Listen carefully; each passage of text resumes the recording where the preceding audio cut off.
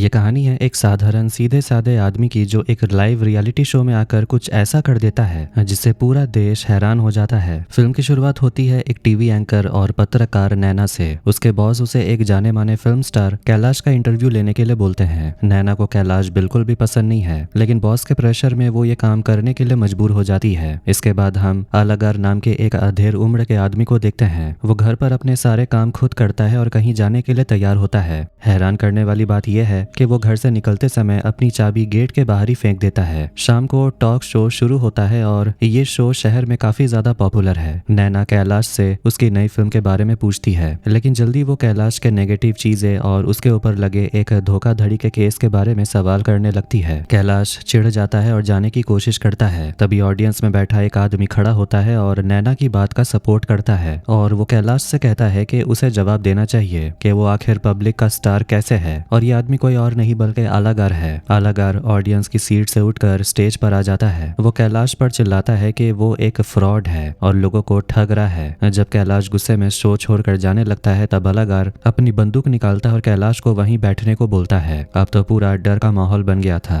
जब कैलाश फिर भी जाने की कोशिश करता है तो अलगार उसे गोली मार देता है, जिससे सब हैरान होते हैं। मगर अलगार कैलाश को मारता नहीं बल्कि उसके पैर में गोली मारकर उसे घायल कर देता है। अलगार वहां मौजूद सभी लोगों को, जिसमें के नैना भी है, सभी से कहता है कि लाइव शो किसी भी कीमत पर बंद नहीं होनी चाहिए। बंदूक के डर से वो लोग शो को जारी रखने के लिए मजबूर होते हैं। अलगार नैना को कहता है कि वो होशियारी दिखाने की कोशिश ना करे, क्योंकि उसने स्टूडियो के सारे दरवाजे बाहर से लॉक कर दिए हैं। वो धमकी देता है कि अगर पुलिस या मिलिट्री अंदर आने की कोशिश करेगी तो वो एक एक करके सबको मार देगा। वो कहता है कि उसके पास कुछ ऐसी बातें हैं जो सबको सुननी होगी। बाहर पुलिस, मीडिया और भीड़ जमा हो चुकी है। सीनियर ऑफिसर कबीर को सिचुएशन को संभालने के लिए बुलाया जाता है। कबीर स्टूडियो के स्टाफ से पूछताछ करता है कि एक ऑडियंस बंदूक लेकर अंदर कैसे आ गया जबकि चेकिंग हो रही थी। स्टाफ कहता है कि उन्हें पता नहीं था कि अलगार बंदूक अंदर कैसे लाया। अलगार माइक पर सबको बताता है कि उसके पास 1 घंटा है और 1 घंटे के बाद आर्यन नाम का एक आदमी मारा जाएगा। ये सुनकर सब चौंक जाते हैं, क्योंकि ऑडियंस या स्टाफ में से किसी का नाम आर्यन नहीं होता। नैना का बॉस उसे माइक्रोफोन से फुसफुसाता है कि अलगार को बातों में उलझाए रखे ताकि पुलिस उन्हें बचा सके।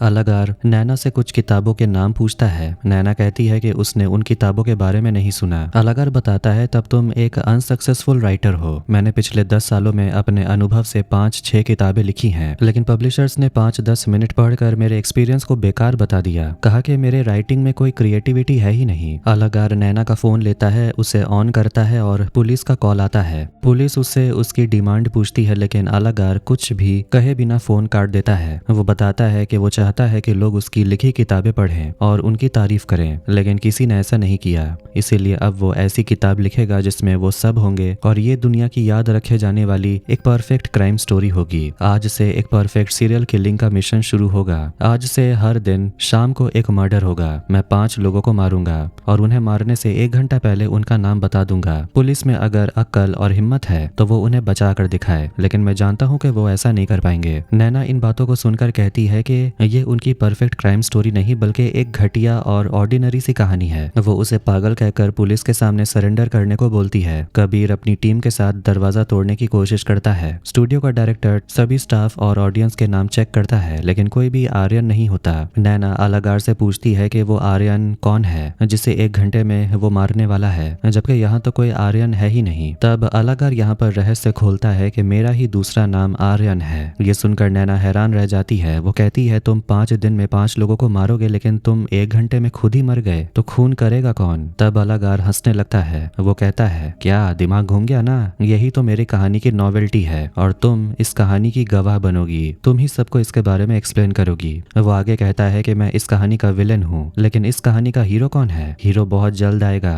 पर वो भी इस कहानी को रोक नहीं पाएगा। कोई कुछ नहीं कर पाएगा। इसके बाद अलगार खड़ा होता है और कहता है, लेडीज एंड जेंटलमैन, मेरी परफेक्ट क्राइम स्टोरी यहीं पर शुरू होती है। यह कहकर वो अपने सिर पर बंदूक रखता है और खुद को खत्म कर लेता है। ठीक उसी समय पुलिस ऑफिसर कबीर दरवाजा तोड़कर स्टूडियो में घुसता है, लेकिन तब तक बहुत देर हो चुकी थी। अलगार मर चुका था। पुलिस कमिश्नर एक और मीटिंग बुलाते हैं। पुलिस ऑफिसर बॉबी कहते हैं, सर एक तरह से ये केस बंद हो गया है। अलगार मर चुका है, लेकिन उसने जो कहा वो सच होगा या नहीं ये हम नहीं जानते, इसलिए हमें ये केस ऐसे ऑफिसर को देना होगा जिसने पहले सीरियल किलिंग के केस संभाले हों। तभी पुलिस ऑफिसर ऑफिसर नाम्बी का नाम सामने आता है, जिसने हाल ही में एक सीरियल किलिंग का केस हल किया था। नाम्बी को गुंडों से लड़ते हुए दिखाया जाता है। वो केस निपटा कर सीधे फैमिली कोर्ट पहुंचता है। वहां उसकी पत्नी अनीता इंतजार कर रही थी। अनीता एक फॉरेंसिक ऑफिसर है। जज के सामने अनीता कहती है कि शादी के बाद उसके पति ने उसे जरा सा भी वक्त नहीं दिया। वो दिन रात सिर्फ काम में बिजी रहा, कई बार तो 7-7 दिन तक घर नहीं आया। अब वो उसके साथ नहीं रहना चाहती और वो डिवोर्स लेना चाहती है। नाम्बी कहता है कि वो अनीता को तलाक नहीं देना चाहता क्योंकि वो अब भी उससे बहुत प्यार करता है। जज उन दोनों को 3 दिन का समय देते हैं ताकि वो इस पर सोच सके। बाहर निकलने पर अनीता नाम्बी से बात करना चाहती है, तभी नाम्बी को उसके सीनियर ऑफिसर का कॉल आता है और वो बिना कुछ कहे सीधा ऑफिस चला जाता है। एक फ्लैशबैक में दिखाया जाता है कि नाम्बी और अनीता की मुलाकात एक क्राइम सीन पर हुई थी। दोनों ने साथ काम किया, दोस्ती हुई, दोस्ती प्यार में बदली और फिर उन्होंने शादी कर ली। शादी के कुछ साल सब ठीक था, लेकिन नाम्बी अपने काम में बहुत ज्यादा व्यस्त रहता था। उसने अनीता को समय देना बिल्कुल बंद कर दिया, जिसकी वजह से दोनों में रोज झगड़े होने लगे और बात तलाक तक पहुंच गई। अब कहानी वापस प्रेजेंट में आती है। नाम्बी अलागार के घर पहुंचता है। उसे पता चलता है कि अलागार की पत्नी की मौत हो चुकी है और उसका 18-19 साल का एक बेटा है, सूर्या, जो अपनी मासी के घर पे रहता है। पुलिस को वहां कुछ जले हुए पुराने कागजात मिलते हैं, जिनमें एक आधी जली डायरी भी थी, लेकिन डायरी पूरी तरह खाली थी, जिससे पुलिस निराश होती है। इसके बाद नाम्बी नैना से मिलता है। नैना उसे स्टूडियो में वो हर बात बताती है। साथ ही वो कहती है कि मुझे लगता है कि तुम ही अलागार की कहानी के हीरो हो, जिसे वो रोकना चाहता था। नाम्बी पुलिस ऑफिसर और बॉबी से मिलता है। कमिश्नर कहते हैं कि अलागार ने कहा कि मरने के बाद वो और भी 5 लोगों को मारेगा। ये कौन लोग हैं और वो उन्हें कैसे मारेगा, पता करो। पूरा शहर डर में है और मीडिया में हंगामा है। इलेक्शन से पहले ये मामला खत्म होना चाहिए। शाम के 7 बजते ही शहर की हर जगह पर, सड़कों के किनारे, बड़े टीवी स्क्रीनों पर, न्यूज चैनलों पर और लोगों के मोबाइल फोन पर अलागार का एक वीडियो चलना शुरू होता है। सब हैरान होते हैं कि मरने के बाद भी ये वीडियो कैसे आ सकता है। वीडियो में अलागार कहता है कि तुम लोगों ने मुझे इतनी आसानी से भुला दिया ना, तुमने मुझे बहुत हल्के में लिया और यही तुम्हारी सबसे बड़ी गलती है। मैंने जैसा कहा था वैसा ही होगा और जो पहला आदमी 1 घंटे बाद मारा जाएगा उसका नाम अशोक है। वीडियो खत्म होते ही शहर में तहलका मच जाता है। पुलिस सोचने लगती है कि 1 घंटे में वो कितने अशोक को ढूंढेंगे। शहर में तो हजारों अशोक होंगे। थाने के बाहर हजारों अशोक के नाम लोग अपनी सिक्योरिटी मांगने के लिए जमा हो जाते हैं। तभी मिनिस्टर अशोक के घर का सीन आता है। मिनिस्टर बहुत घबरा जाता है। वो पुलिस कमिश्नर से कहता है कि तुम्हें मुझे हर हाल में बचाना होगा। अगर एक नेता ही मारा गया तो लोगों का कानून व्यवस्था से विश्वास उठ जाएगा। पुलिस ऑफिसर बॉबी भी वहां मौजूद था और नाम्बी उनसे बात करने लगता है। नाम्बी कहता है कि मुझे नहीं लगता कि अलागार मिनिस्टर अशोक को निशाना बनाएगा।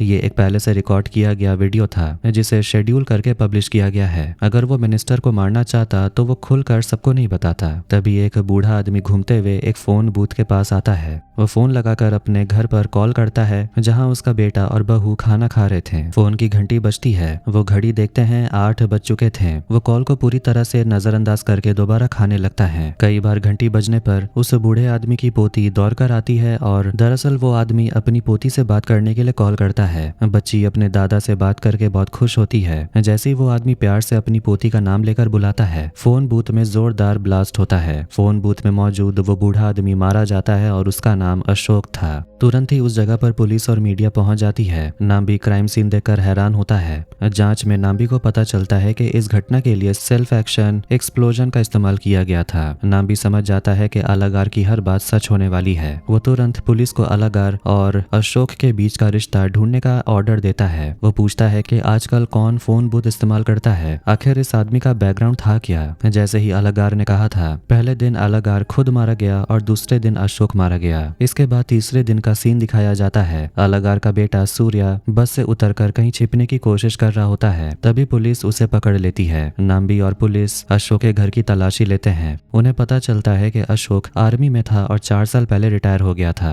आर्मी में उसने बहादुरी से लड़ाई लड़ी और मेडल जीते, लेकिन एक लड़ाई में वो अपना एक पैर खो चुका था और नकली पैर से चलता था। रिटायरमेंट के बाद उसके बेटे और बहू ने उसे नजरअंदाज करना शुरू कर दिया, यहाँ तक कि उन्होंने उसे घर से निकाल तक दिया। जिसके बाद अशोक एक गार्ड की छोटी मोटी नौकरी करता था और एक छोटे से घर घर में अकेला रहता था। नाम्बी पुलिस कमिश्नर से मिलता है और सब कुछ बताता है। वो बताता है कि फोन बूथ में धमाके के लिए सेल्फ एक्शन एक्सप्लोसिव बॉम्ब रखा गया था। कमिश्नर पूछते हैं कि अलागार वीडियो कहाँ से पब्लिश कर रहा है। नाम्बी कहता है अलागार ने एक प्ले सर्वर हैक कर लिया था। अलागार सिर्फ एक लेखक नहीं बल्कि एक टेक एक्सपर्ट यानी कि हैकर भी था। उसने पुलिस का डाटाबेस इस्तेमाल करके वीडियो को एक तय समय पर प्ले होने के लिए सेट कर दिया था ताकि वो सीधे लोगों के मोबाइल तक पहुंचे। नाम्बी ये भी बताता है कि उन्होंने अलागार के बेटे सूर्या को पकड़ा है, जिसने बताया कि वो इस प्लान में शामिल नहीं था और उसे कुछ भी नहीं पता। नाम्बी ने मृतक अशोक के बेटे और बहू से भी पूछताछ की। हालांकि उन्होंने अलागार को जानने से मना कर दिया। नाम्बी ने उन्हें सारा दिन थाने में बैठा कर रखा। ये एक तरह की सजा थी क्योंकि नाम्बी को पता चल गया था कि इन लोगों ने ही अपने पिता को घर से निकाला था। नाम्बी कमिश्नर से अपनी थ्योरी बताता है। अलागार और अशोक दोनों ही बूढ़े और जिंदगी से हारे हुए लोग थे, जिन्हें आखिरी वक्त में परिवार से काफी ज्यादा इंसल्ट सहना पड़ा। शायद अलागार ऐसे ही लोगों को मार रहा है जो उसी की तरह अकेले और उपेक्षित लोग हैं। अलागार की सोच ये हो सकती है कि ऐसे जीवन जीने से बेहतर है कि मर जाया जाए। नैना को अचानक याद आता है कि मरने से पहले अलागार ने कहा था कि उसकी किताब आर्यन बहुत मशहूर होगी। उसे लगता है कि शायद ये सीरियल किलिंग उसी किताब में लिखी है। ये बात वो नाम्बी को बताती है। नाम्बी पब्लिशर के पास जाता है। पब्लिशर बताता है कि किताब अभी तक पब्लिश हुई नहीं है। पब्लिशर ये भी बताता है कि अलागार ने उससे कहा था कि उसकी मौत के बाद एक वकील आकर बताएगा कि किताब के कॉपीराइट्स और काम का करना क्या है। इसके बाद नाम्बी एक साइकियाट्रिस्ट डॉक्टर से मिलता है ताकि अलागार की साइकोलॉजी को समझ सके, लेकिन डॉक्टर बताता है कि अलागार के काम करने का तरीका मनोविज्ञान के सारे नियम तोड़ता है और उसके पैटर्न को समझना बहुत मुश्किल है। एक बार फिर से शाम के 7 बजते हैं। लोग अपने अपने टीवी और मोबाइल पर अलागार का वीडियो देखकर डर जाते हैं। वीडियो में अलागार फिर आता है और कहता है आज मेरे बुक के किरदार का नाम है रजिया, यानी रजिया 1 घंटे बाद मारी जाएगी। कमिश्नर ने नाम्बी को चेतावनी दी, अगर इस बार भी कोई मारा गया तो पूरे शहर में अफरा तफरी मच जाएगी। हमें रजिया को ढूंढना ही होगा। पुलिस ने अपने डाटाबेस से रजिया नाम की सभी बूढ़ी औरतों को सुरक्षा दी, लेकिन रजिया एक जवान लड़की निकली। भरतनाट्यम डांस करते हुए अचानक उसकी नाक से खून आया और वो स्टेज पर ही गिरकर मर गई। नाम्बी फिर एक बार हताश हो जाता है। पोस्टमार्टम में पता चलता है कि रजिया को उसके मेकअप किट में मिलाकर साइनाइड जहर दिया गया था। जांच में खुलासा हुआ कि रजिया एक मुस्लिम लड़की थी जो भरतनाट्यम सिखाती थी। इस वजह से उसके पड़ोसी ने उसे इंसल्ट किया और उसके मुंह पर कालिक भी पोत दी। रजिया इंसल्ट होने के बावजूद डांस करती रहती थी। नाम्बी समझ गया था कि उसकी पुरानी थ्योरी गलत थी। क्योंकि रजिया जवान थी, वो अपनी थ्योरी बदलता है और साइबर टीम को ऑर्डर देता है कि अब उम्र की सीमा नहीं देखनी है। टीम ने एक नया सिस्टम बनाया जो नाम मिलते ही चेतावनी भरे SMS भेज सकता है। तभी नाम्बी को खबर मिलती है कि कर्नन और बाली, जिन्होंने अलागार को बॉम्ब और साइनाइड बेचा था, भागने की कोशिश कर रहे हैं। नाम्बी तुरंत वहां पहुंचता है और कर्नन को पकड़कर बुरी तरह मारता है। कर्नन मान लेता है कि उसने ढेर सारे पैसों के बदले अलागार को साइनाइड दिया था।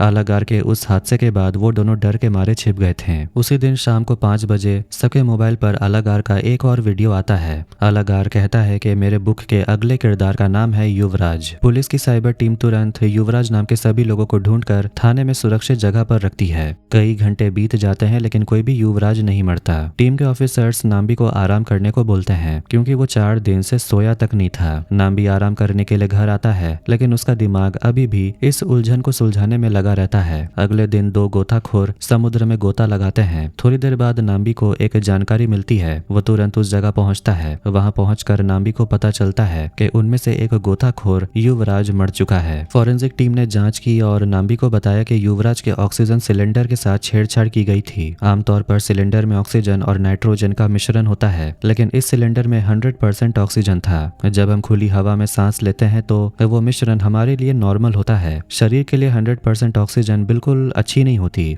जब युवराज ने समुद्र में गोता लगाया तो उसे सांस लेने में दिक्कत हुई। शायद उसने ऑक्सीजन मास्क उतार दिया होगा और इसी वजह से उसकी मौत हो गई। नाम्बी समझ गया कि वो फिर से फेल हो गया और अलागार का मिशन अभी भी जारी था। पुलिस की मीटिंग में नाम्बी कहता है कि अलागार की हत्याओं को देखने के बाद उसे एक पैटर्न मिला। हर मृतक की एक रेगुलर रूटीन थी। अशोक रोज एक ही समय फोन बूथ पर आता था और अपनी पोती से बात करता था। रजिया एक तय समय पर डांस प्रैक्टिस और परफॉर्म करती थी। युवराज एक फिक्स्ड समय पर समुद्र में डाइव लगाता था। नाम्बी को लगता है कि अलागार ने अपने शिकारों को चुनने के लिए पहले उनकी रूटीन देखी थी। नाम्बी को एक और चौंकाने वाली बात पता चलती है। वो कहता है कि अलागार के मुताबिक उसके मशहूर बुक का नाम आर्यन होगा और सभी मृतकों के नाम का पहला अक्षर अगर मिलाया जाए तो किताब का नाम बनता है ए से अलागार, ए से अशोक, आर से रजिया, वाई से युवराज। इस हिसाब से अगले नाम का पहला अक्षर ए से होना चाहिए। जैसे ही ये अक्षर सामने आता है, नाम्बी को अपनी पत्नी अनीता की याद आती है जिसका नाम भी ए से शुरू होता है। अब वो बिना देर किए अनीता के पास जाता है, उससे माफी मांगता है जो कुछ भी हुआ और सब कुछ बताता है। अनीता भी उसे माफ कर देती है लेकिन कहती है अब बहुत देर हो चुकी है और उनके रास्ते अलग हो गए हैं। अनीता बताती है कि वो 2 दिन बाद देश छोड़कर बाहर जा रही है और वहीं कहीं बस जाएगी। नाम्बी दुखी होकर वहां से चला जाता है।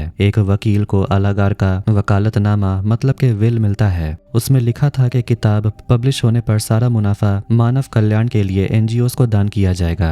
इस वसीयत में 7 एनजीओ के नाम थे। नाम्बी को शक होता है कि अगला शिकार इन्हीं एनजीओ के ए नाम वालों में से कोई हो सकता है। नाम्बी तुरंत थाने जाकर एनजीओ कर्मचारियों की लिस्ट देखता है और ए वालों को छांटने लगता है। तभी शाम 5 बजे अलागार का वीडियो आता है और वो 5वें शिकार का नाम आशा बताता है। नाम्बी की टीम को पता चलता है कि एक आशा जो कि बाल की नर्स है, 4 साल पहले पति की मौत के बाद से अकेले रह रही थी और इंश्योरेंस का पैसा ना मिलने से टूटी हुई थी। नाम्बी तुरंत आशा को ढूंढने निकलता है। वो अपने पति की बरसी पर एक चर्च के पास समाधि पर मोमबत्तियां जलाने गई थी। नाम्बी वहां पहुंचता है और आशा को पुलिस की गाड़ी में बिठाकर रवाना कर देता है और खुद बाइक की ओर मुड़ता है। तभी उसे अपने हाथ पर खून दिखता है और वो घबरा कर गाड़ी की तरफ भागता है, पर आशा मर चुकी थी। फॉरेंसिक जांच से पता चलता है कि समाधि पर जलाई गई मोमबत्तियों में से ही जहरीली गैस निकली थी। नाम्बी पूरी तरह निराश हो गया था। वो हताश होकर नैना के पास जाता है। वो पूछती है 5वां आदमी अभी बाकी है, आपको उसे बचाना होगा। वो नाम्बी को हिम्मत देती है और कहती है कि अफसोस से बचने के लिए उसे आखिरी दम तक लड़ना होगा। नाम्बी नई जांच शुरू करता है। पुलिस को एक फोन मिलता है जिसमें अलगार का वीडियो था। अलगार कहता है मेरा आखिरी शिकार एन से शुरू होगा और एन से क्या होगा। अब सभी को लगता है कि अगला शिकार नाम्बी खुद है। नाम्बी मना करता है क्योंकि उसका प्रोफाइल विक्टिम से मेल खाता ही नहीं, लेकिन ऑफिसर से जोखिम नहीं लेना चाहते। नाम्बी अपना सामान जांच के लिए दे देता है। उसे याद आता है कि नैना का नाम भी एन से शुरू है और वो उसे सेफ रखने के लिए ऑर्डर देता है। नाम्बी और कमिश्नर वीडियो देखते हैं। नाम्बी की नजर बैकग्राउंड में रखी एक पुरानी नोटबुक पर पड़ती है। उसे याद आता है कि ये वही नोटबुक थी जो उन्हें अलागार के घर पर खाली मिली थी।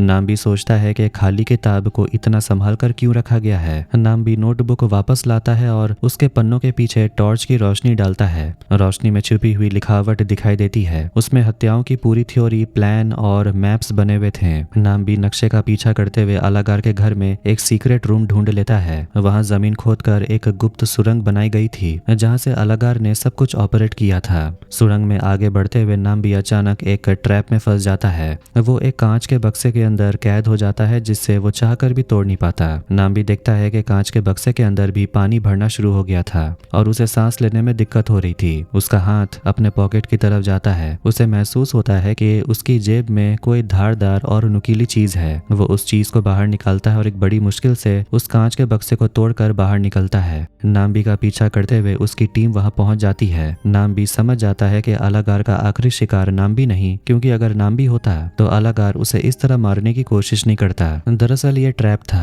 ताकि अगर कोई यहाँ पर आ जाए तो वो आखिरी शिकार को बचाने की कोशिश में खुद ही मौत के फंदे में फंस जाए। नाम्बी अपने ऑफिसर से कहता है कि अलागार का आखिरी शिकार यहीं कहीं छुपा हुआ है, जल्दी उसे ढूंढो। वो सब तलाश शुरू करते हैं। अचानक नाम्बी को एक जगह पर एक जमीन के नीचे कुछ खोखला महसूस होता है, क्योंकि वहां पर पैर रखने या जोर से आवाज करने पर अलग तरह की आवाज आ रही थी। नाम्बी को शक होता है। वो उस जगह के कारपेट को हटाकर देखता है जहाँ एक आदमी को बेहोश करके छिपाया गया था। नाम्बी तुरंत उसे बाहर निकालता है और हॉस्पिटल लेकर जाता है। कहानी के एंड में प्रेस मीट में नाम्बी सबको बताता है कि उन्होंने अलागार के पूरे मिशन को सफल नहीं होने दिया। अलागार का आखिरी शिकार नालिनी नाम की एक ट्रांसजेंडर थी जिसे उन्होंने आखिरी वक्त में बचा लिया था। नाम्बी प्रेस को बताता है कि अलागार पहले अपने शिकारों का पीछा करता था, फिर उनसे दोस्ती करता था और उनकी मदद करता था। इस तरह उसने उनकी पूरी रूटीन जान ली, जिससे उसके लिए प्लान बनाना आसान हो गया। नाम्बी अलागार का असली मकसद बताता है। अलागार ने जिन लोगों को निशाना बनाया वो सब ऐसे थे जिन्होंने समाज के लिए योगदान दिया किया, पर समाज ने हमेशा